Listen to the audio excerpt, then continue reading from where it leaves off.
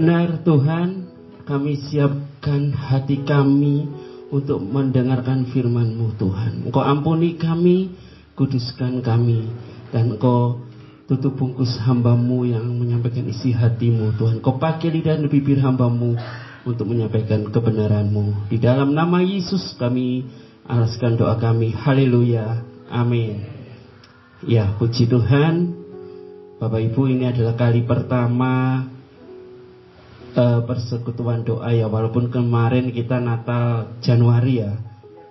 Ya, Natal Januari, ini persekutuan yang pertama ya.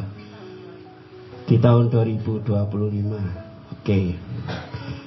Saya mau kesaksian Bapak Ibu. Kemarin tuh mulai hari Rabu, saya itu mempersiapkan firman Tuhan untuk hari ini.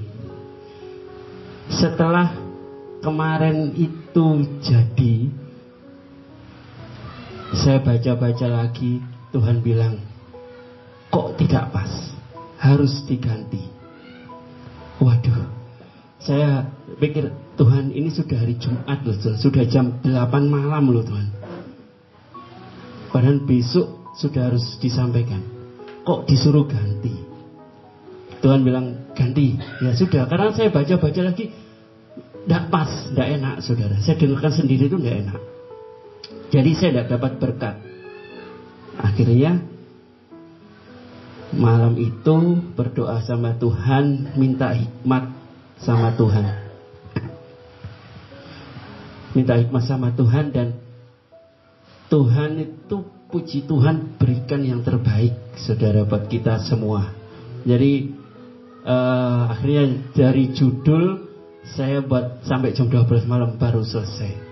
Sekalian nunggu Ibu Anita melekan beli tiket, karena Sabtu depan saya harus ke Lamongan ya. Saya beli tiket kereta api. Sambil nemani Ibu Anita, saya ngetik-ngetik ya. Firman Tuhan di hari ini saya berikan sebuah tema pelayanan Tuhan yang inklusif. Jadi pelayanan Tuhan itu inklusif Bapak Ibu. Ya, bukan saya guru SLB, jadi saya pakai kata-kata inklusif. Memang saya buat judulnya dua, yaitu terobosan iman, dan yang kedua adalah inklusif. Yang terobosan iman gak cocok saudara. Heran saya. Jadi bahwa pelayanan Tuhan itu betul-betul inklusif. Jadi inklusif itu konsep yang menekankan keseluruhan atau kesetaraan. Itu kata-kata inklusif, betul Pak Prapto ya. Nah, itu Pak Prapto juga mantan guru, sudah pensiun. Ya, inklusif itu kesetaraan. Kesetaraan dalam suatu kelompok, dan tanpa memandang perbedaan latar belakang, kemampuan ataupun status, itu yang dinamakan inklusif. Jadi kata inklusif itu merangkul semua orang ya, termasuk kita semua harus saling berangkulan, bukan berpelukan gitu ya, kayak Teletubbies. Kita saling merangkul. Mas Ranto bisa merangkul Mas Singgi, Mas Singgi bisa merangkul Pak Hendro. Coba CJ ya, beda itu rangkulannya ya. Nah,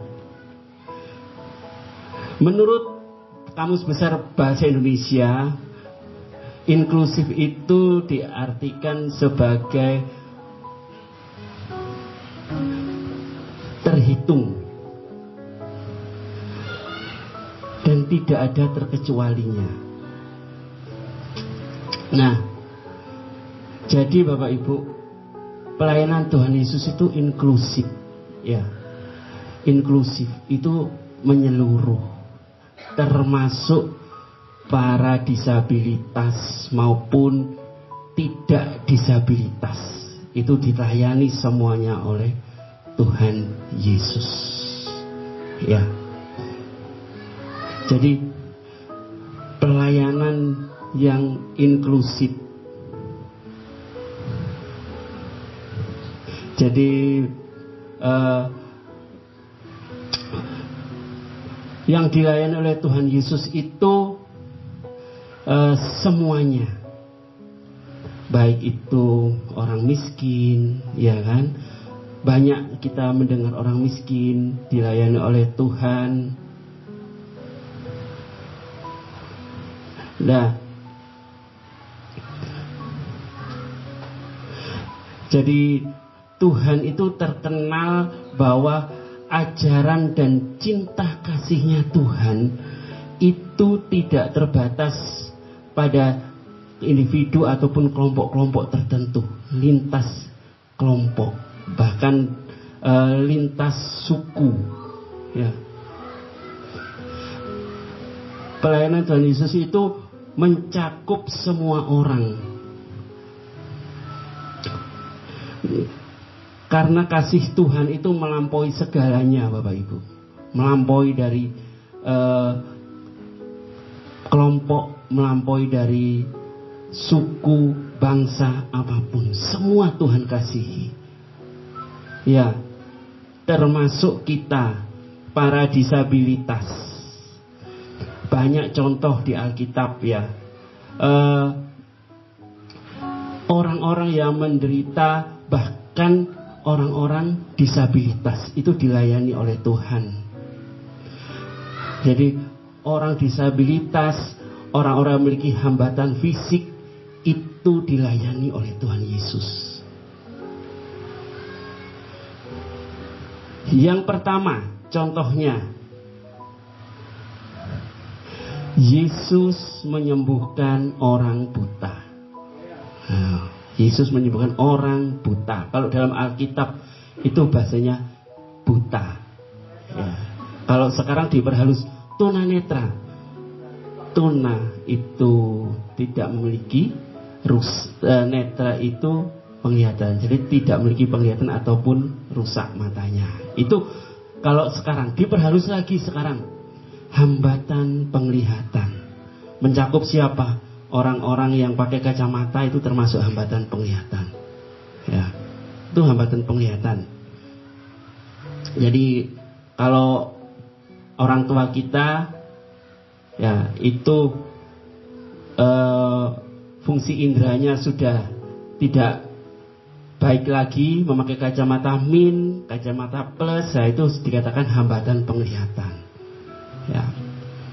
Kita buka ayat Alkitab kita, saya akan bacakan Bapak Ibu, ya. Yohanes pasal 9 ayat 1 sampai 7. Kita baca ayat 1 sampai 3 dulu. Waktu Yesus sedang lewat, ia melihat seorang yang buta sejak lahir. Murid-muridnya bertanya kepadanya, "Rabi, siapakah yang berbuat dosa, orang ini sendiri atau orang tuanya, sehingga ia dilahirkan buta?" Jawab Yesus, "Bukan dia dan bukan juga orang tuanya, tetapi karena pekerjaan-pekerjaan Allah harus dinyatakan di dalam dia." Jadi kalau di zaman dulu, Bapak Ibu, ya, kalau di zaman dulu ada orang tunanetra, ada orang tidak kelihatan, ada orang hambatan penglihatan, itu dikira kena kutuk. Ya, zaman dulu, Bapak Ibu. Di tahun 96-97, Bapak Ibu, saya ini datang ke gereja. Itu dia ikut KKR, ya. Tahun 97 itu saya kelas SMP kalau nggak salah, ya. Kalau nggak salah 96 apa 97 saya SMP kelas 1 apa SMP kelas 2, ya. Kemudian saya di SLB saya jadi muridnya Pak Prapto, Ya, murid paling nakal. Saya datang di gereja, kemudian ada hamba Tuhan tamu waktu itu. Saya ini didoakan. Itu waktu itu saya datang ke gereja sendiri ya, sama teman diajak. Habis itu ada hamba Tuhan tamu, saya didoakan. Saya sebenarnya tidak mau maju, tapi diajak teman suruh maju, ya sudah, saya maju ya. Ada didoakan. Didoakannya begini, kamu terkena kutuk, ya, kupatahkan kutuk-kutuk dalam nama Yesus. Langsung saya down. Bukan saya semangat, tapi saya down, ya. Apalagi hamba Tuhan itu, pendeta itu bilang gini, orang tuamu harus juga bertobat. Waduh, bapakku Kristen, ibuku Kristen, disuruh bertobat kayak bagaimana lagi? Ya, ada hamba-hamba Tuhan seperti itu. Saya pulang dari gereja, tidak damai sejahtera, ngamuk sama orang tua.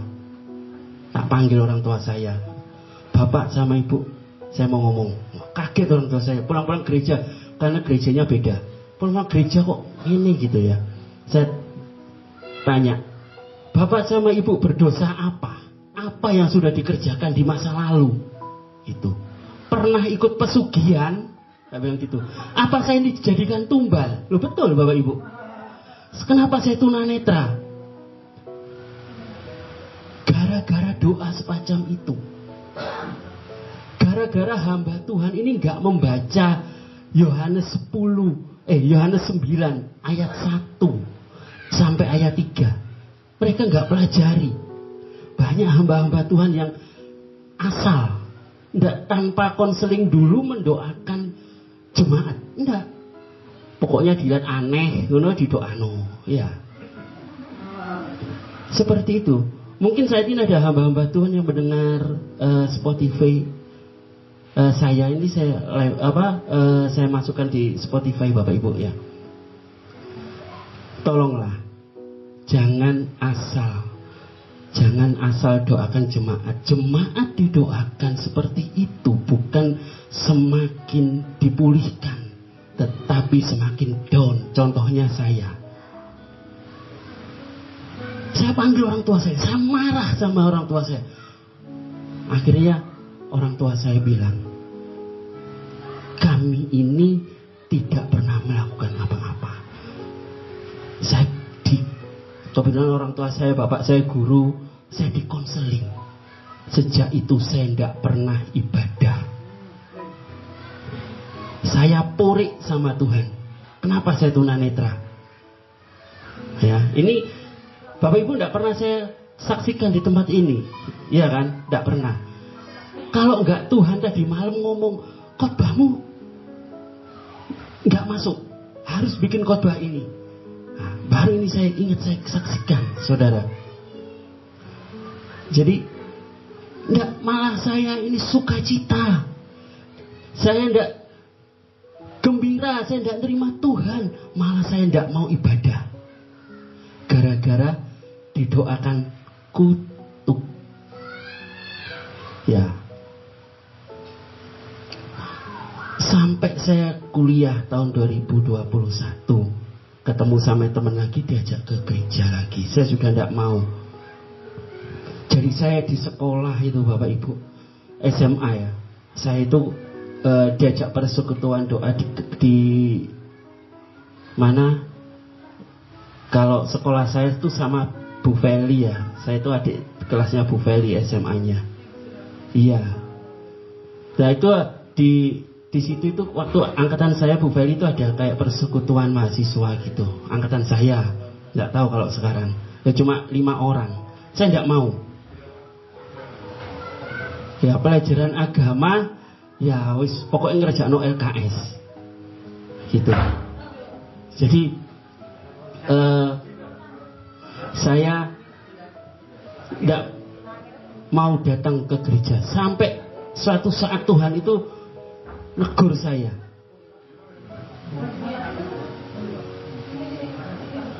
Jadi sampai Tuhan itu negur saya bahwa kamu harus datang beribadah. Akhirnya saya ketemu sama hamba Tuhan, sharing, ternyata salah.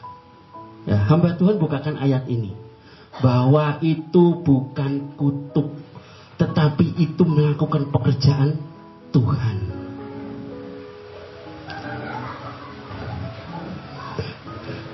Jadi saya ulangi ya, ayat yang ketiga. Jawab Yesus, bukan juga orang tuanya yang terkena kutuk. Ya. Tetapi karena pekerjaan-pekerjaan Tuhan. Jadi kita tunanetra, tunadaksa, mungkin disabilitas dan lainnya, itu adalah pekerjaan Tuhan. Kita harus melakukan pekerjaan Tuhan di bumi ini, menjadi saksinya Tuhan. Apapun keadaan kita, Tuhan bisa berkarya atas diri kita. Amin. Yang keras aminnya biar masuk dalam rekaman. Amin.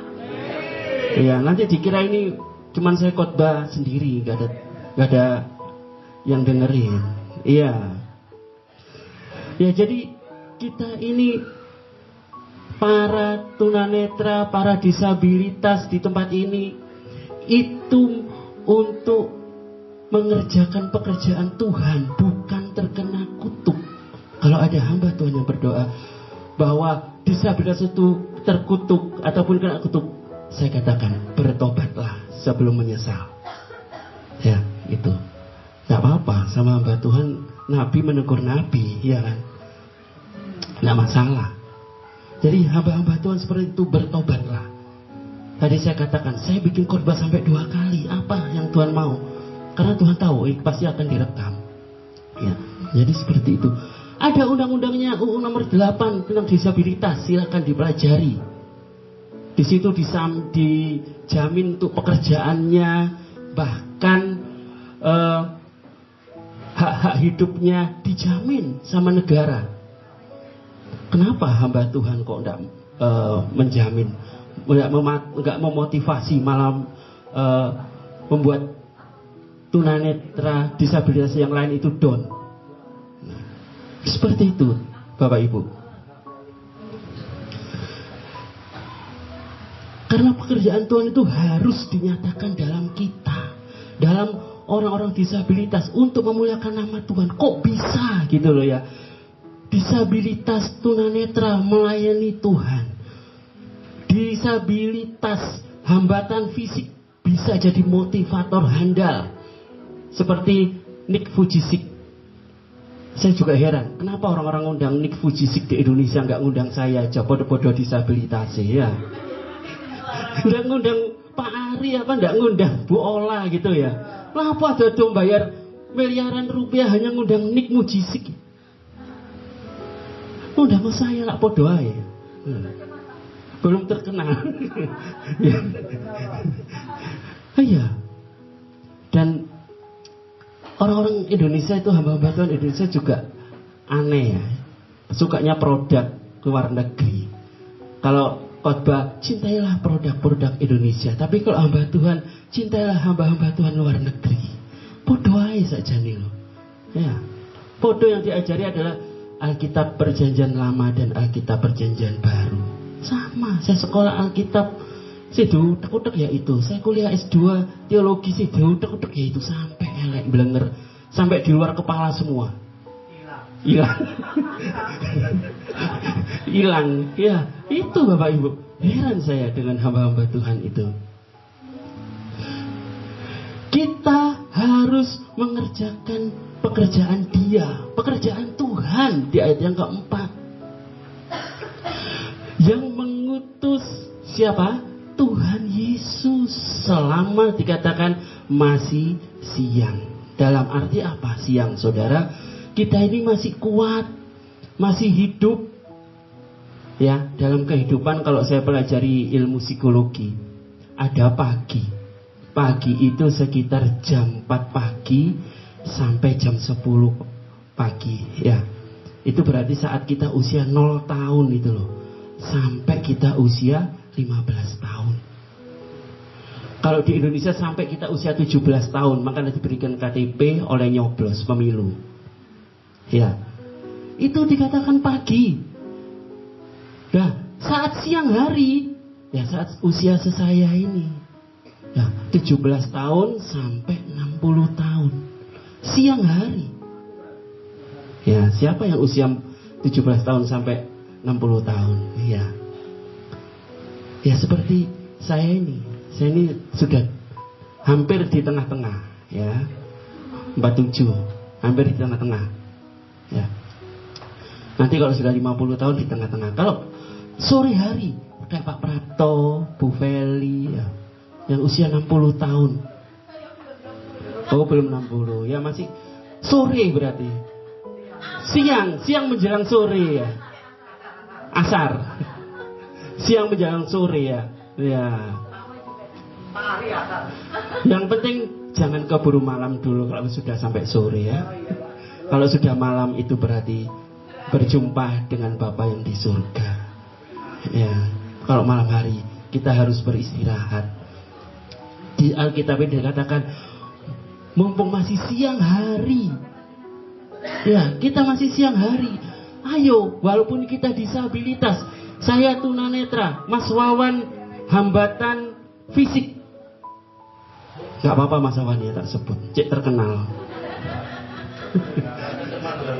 Iya. Gak apa-apa. Kita berkarya bagi Tuhan.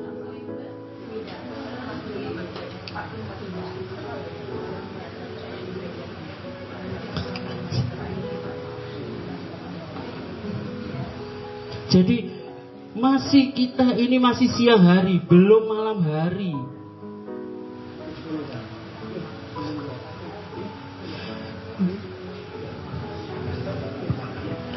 Akan datang malam di mana ada seorang pun yang tidak dapat bekerja, ya sudah tidur, ya tidak dapat bekerja. Sebelum itu datang, kita manfaatkan waktu kita.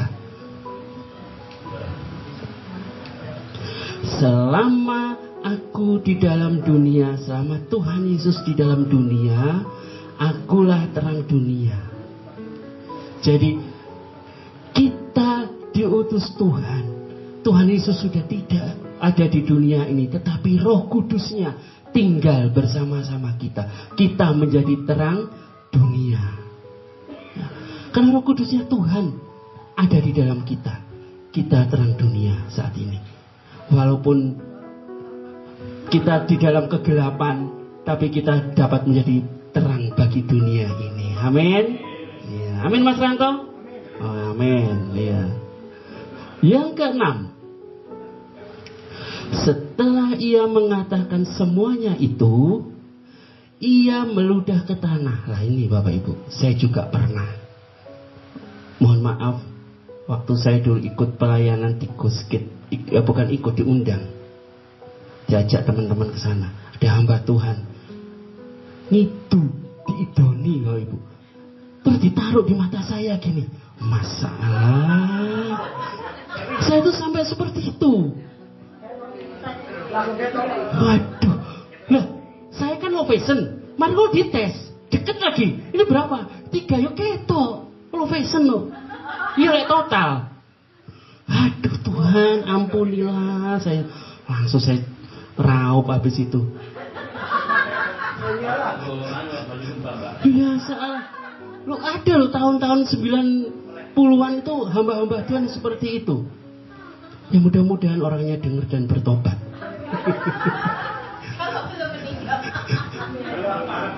Iya.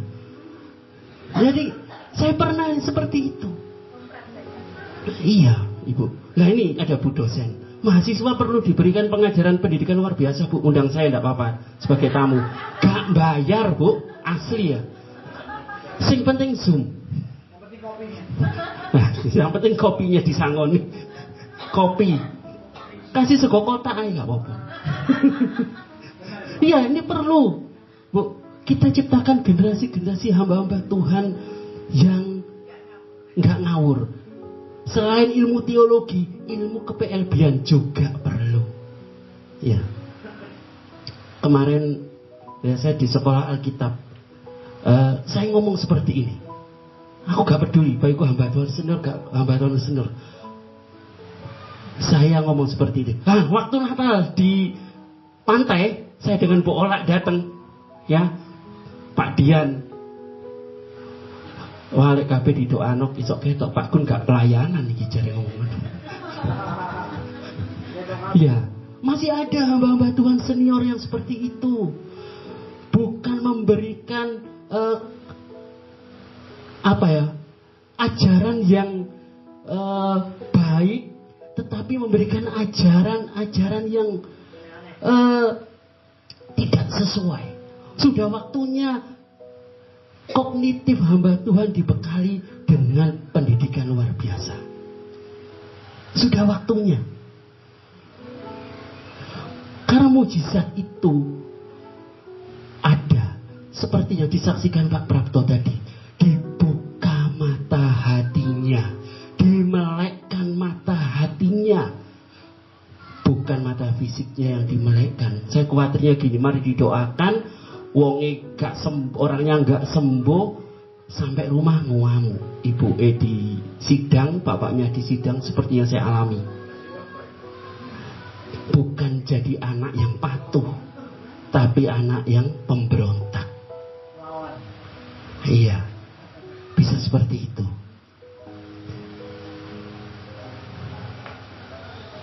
Dan mengaduk ludahnya itu dengan tanah, lalu mengoleskannya kepada mata orang buta tadi.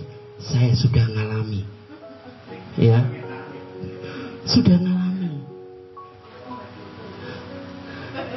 Dan berkata kepadanya, pergilah, basuhlah dirimu dalam kolam Siloam. Kalau saya langsung mlebu kamar mandi, raup. Bukan kolam Siloam lagi, kamar mandi. Tak raupi, yosik mambu. Iya, wis tak raupi loh. Saya mambu sampai mana? Pulang itu saya mandi. Masalah kebayang-bayang. Wis marunus. Wis gak usah nang gereja-gerejaan nek ceritane ngene wis, ya.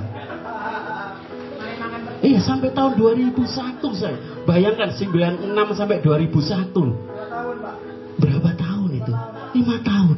Untung ketemu hamba Tuhan sing apian di konseling. Ya, untung ketemu hamba Tuhan yang bener gitu loh. Ketemu hamba Tuhan yang lurus. Coba saya nggak dikonseling sama hamba Tuhan itu sampai saiki, mungkin saya nggak jadi hamba Tuhan.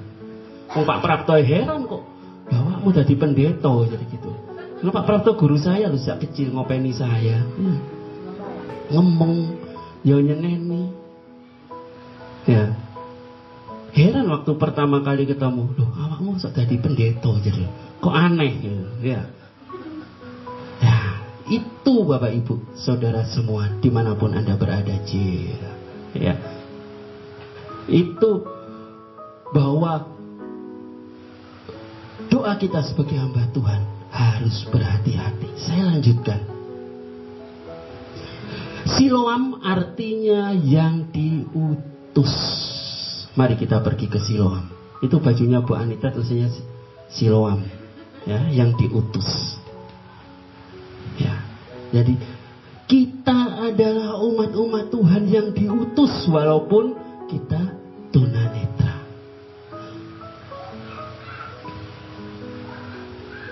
Maka pergilah orang itu, ia membasuh dirinya, lalu kembali, saya bacakan. Lalu kembali dengan matanya yang sudah melek. Ya, Alkitab jelas. Melek bukan kelihatan. Apa bedanya, saudara? Nah, ya. Kalau ini di zamannya Tuhan Yesus, melek itu berarti dia sudah kelihatan.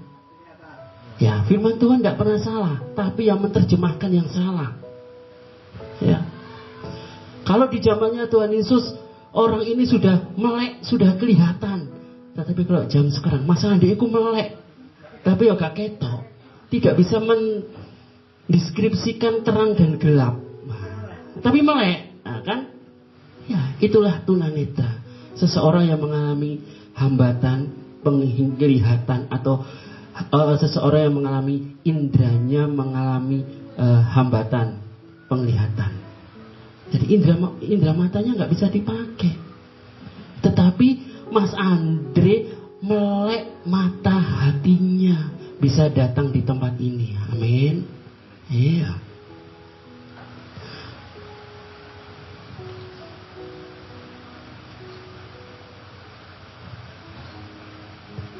Yang kedua, Yesus menyembuhkan orang lumpuh. Ini aku gak enak Mbak Mas Wawan, Mbak Sulis. Mbak, ini bukan maksud saya loh Mbak, tapi beneran Tuhan yang nyuruh. Saya disclaimer.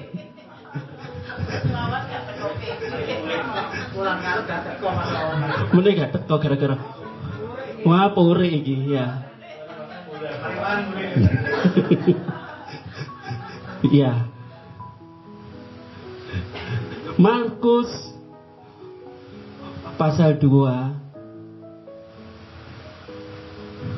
ayatnya yang ketiga sampai 5. Saya minta bantuan Bu Sondang untuk membacakan. Pakai mic saja Bu, biar kerekod.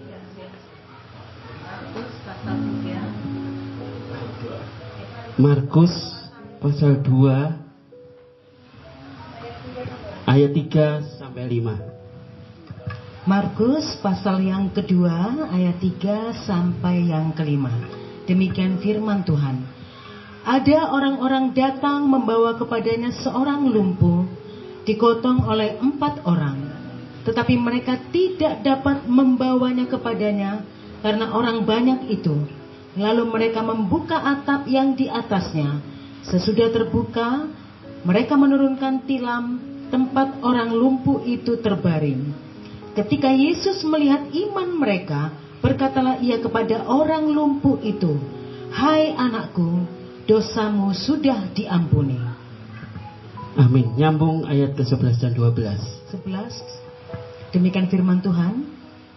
Kepadamu kukatakan, bangunlah, angkatlah tempat tidurmu, dan pulanglah ke rumahmu.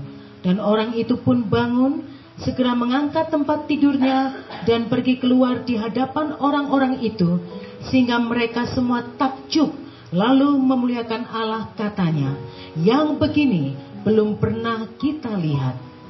Amin. Ya, yang begini belum pernah kita lihat. Artinya apa? Untuk memuliakan nama Tuhan. Saya ulangi. Markus pasal 2 ayat 3 sampai 5. Ada orang-orang datang membawa kepadanya seorang lumpuh digotong oleh 4 orang. Jadi waktu itu Tuhan Yesus sedang melakukan perjalanan lewat di sebuah danau dan banyak orang-orang yang minta mujizat sama Tuhan. Ya. Sampai orang lumpuh itu mau berdoa, mau minta ke semua tidak bisa. Akhirnya ada teman-temannya dia yang baik hati, kayak Pak Prapto mungkin ya, Mas Ranto, Mas Gendro, Mas Singgi, gendong Mas Wawan. Jadi orang buta gendong orang lumpuh.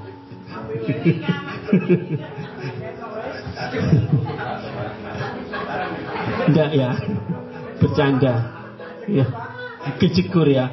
Jadi ada orang-orang yang baik hati, tapi orang ini tidak tunanetra ya.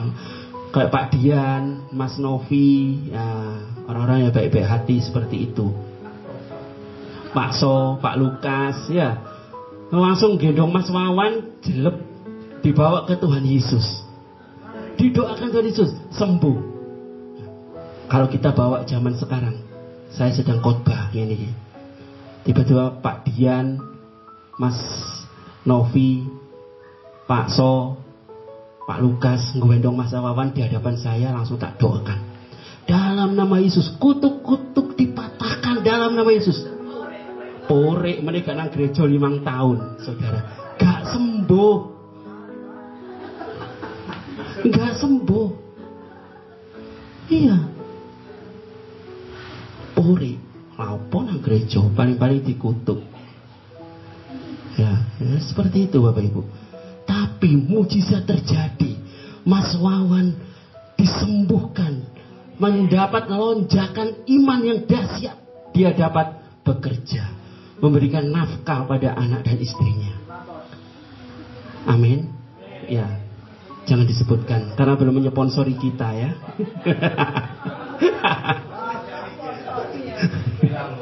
Ya, jangan ya. Jadi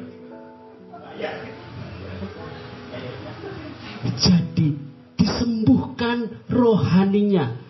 Yang mungkin dulu Mas Wawan ke gereja rasa-rasa, setelah ikut PD dibukakan mata hatinya, mendapat lonjakan iman yang dahsyat. Amin. Amin. Ya itu. Saya lanjutkan. Tetapi mereka tidak dapat membawa kepadanya karena banyak orang. Karena orang banyak itu, lalu mereka membuka atap yang di atasnya, dijebol atapnya, ya. Saking kepinginnya sembuh, ketemu Tuhan Yesus. Ya. Kalau Mas Wawan saat ini ya membuka atap, membuat suatu terobosan, seperti iman khotbah saya nggak jadi ya, membuat terobosan untuk ketemu Tuhan Yesus, walaupun ada tamu, tinggal. Nangkep ibadah, ada tamu, tinggal. Ngono ya. Mboyo apa cara ngusiri tamu? Ya Mas Wawan? Nah, ya. Tinggal ibadah. Nah, itu terobosan imannya Mas Wawan. Sama dengan imannya orang lumpuh. Enggak bisa lewat bawah, lewat dukur. Jebol gentengi. Naik dan dia diturunkan persis di depan Tuhan Yesus. Sesudah terbuka, mereka menurunkan tilam tempat orang lumpuh itu terbaring. Ketika Yesus melihat iman mereka, sampai sebegitunya imannya orang-orang ini ya, kata Tuhan Yesus, berkatalah ia kepada orang lumpuh itu, hai anakku, dosamu sudah diampuni. Sudah gak ada dosa lagi. Habis. Nol. Sudah diampuni. Ayat yang ke-11, kepadamu kukatakan, bangunlah, angkatlah tempat tidurmu. Nah, dengan iman kita bangun. Iman kita yang dulu tidur sekarang bangun. Bukan fisiknya yang bangun. Saya doakan gak sembuh, gak bisa jalan, tapi bersyukur Mas Wawan, walaupun Mas Wawan tidak bisa jalan, tapi bisa naik sepeda motor. Daripada saya bisa jalan tapi nggak bisa naik sepeda motor, harus digonceng. Nah, nggak bisa nyupir mobil, Mas Wawan bisa nyupir mobil. Ya, saya nggak bisa nyupir mobil Mas. Sekali gas langsung nabrak pagar. Ya, luar biasa. Walaupun pakai alat bantu ya, waktu pakai sepeda motor roda 3, terus pakai mobil pakai gas yang ada tuasnya itu, ya, masih bisa. Daripada saya alat bantu masuk mobil pakai tongkat. Ya itu Bapak Ibu. Jadi imannya dibangunkan. Dan pulanglah ke rumahmu. Dan orang itu bangun, segera mengangkat tempat tidurnya, kuat bisa ya, ototnya dipulihkan, dan pergi keluar di hadapan orang-orang itu, sehingga mereka semua takjub lalu memuliakan Allah. Ini loh tujuannya, supaya orang-orang itu memuliakan Allah. Kalau sekarang kita ingin seperti Tuhan Yesus, mendoakan orang lumpuh sembuh, kepingin memuliakan nama Tuhan, tapi yang terjadi kebalikannya. Ya, kita masih orang berdosa, kita bukan seperti Tuhan Yesus. Ya, kita masih orang berdosa loh, masih melakukan kesalahan. Benar hamba Tuhan, tapi di rumah saya nyatu istri.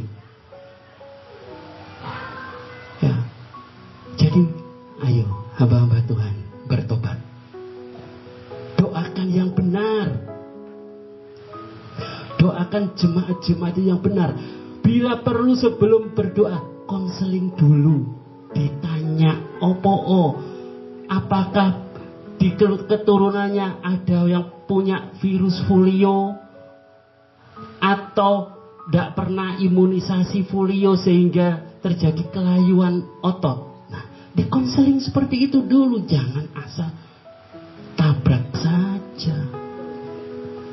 Konseling dulu. Katanya yang begini belum pernah kita lihat. Ya. Lalu apa Pak mujizatnya? Ada yang tanya saya mungkin. Ya. Lalu apa Pak yang ingin saya muliakan untuk Tuhan? Beri penyandang disabilitas kesempatan.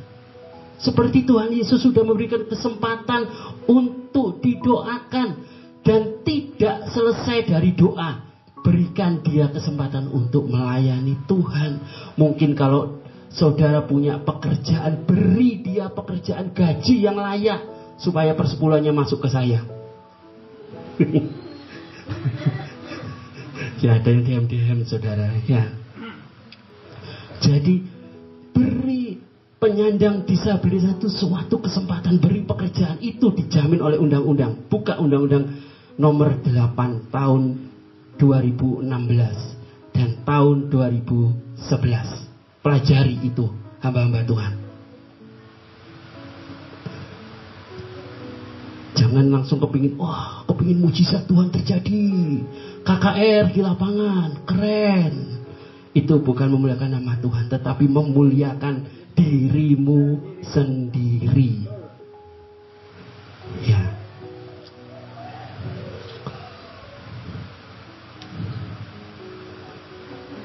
Yang ketiga, yang terakhir, Yesus menyembuhkan orang tuli dan gagap. Markus pasal 7 ayat 31 sampai 35. Kita baca mulai ayat 32. Kita baca ayat ke-32 saja. Di situ orang membawa kepadanya seorang yang tuli dan yang gagap. Jadi satu orang ini mengalami tuli, zaman sekarang disebut apa? Hambatan pendengaran, bukan dublek, bukan budek. Bahasa Manado, bukan pongo. Betul orang Bu Ola? Betul, bukan pongo Jo. Iya, bukan pongo kuak. Ya. Tapi hambatan pendengaran. Ya. Saya lanjutkan. Dan memohon kepadanya supaya ia meletakkan tangan atas orang itu. Sama. Ya, kepingin orang ini sembuh. Dan sesudah Yesus memisahkan dia dari orang banyak, dipisahkan nih. Tuhan Yesus juga rasanya kepingin memisahkan. Saya tidak tahu, dia dipisahkan itu didoakan atau dia konseling dulu pakai bahasa isyarat. Nah kan Tuhan Yesus ahli berbahasa. Waktu itu belum ada bahasa isyarat, mungkin dia sudah tahu. Mungkin Tuhan Yesus sudah tahu. Ya, dipisahkan sehingga mereka sendirian. Jadi Tuhan Yesus face to face dengan orang tuli atau orang hambatan penglihatan, pendengaran. Orang tuli di Alkitab dikatakan jelas orang tuli. Ya. Ia memasukkan jarinya ke telinga orang itu. Bisa membayangkan ya. Tuhan Yesus masukkan jarinya di telinga orang itu. Lalu ia meludah dan meraba lidah orang itu. Kemudian sambil menengadah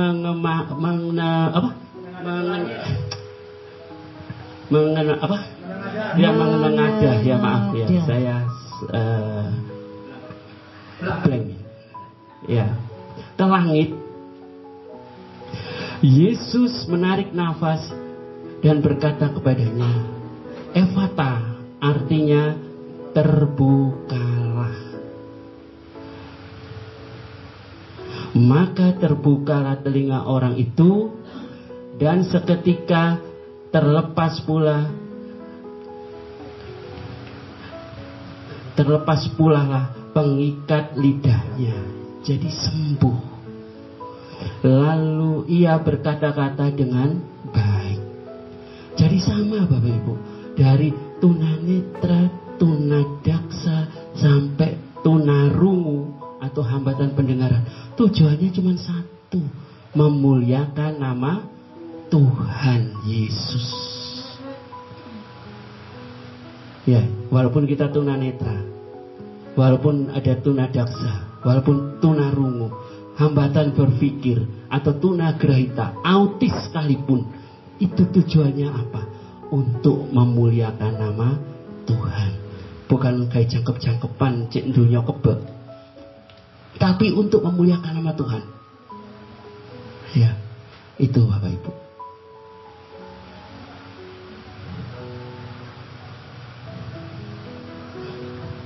Kesimpulan, semuanya nggak baca kesimpulan.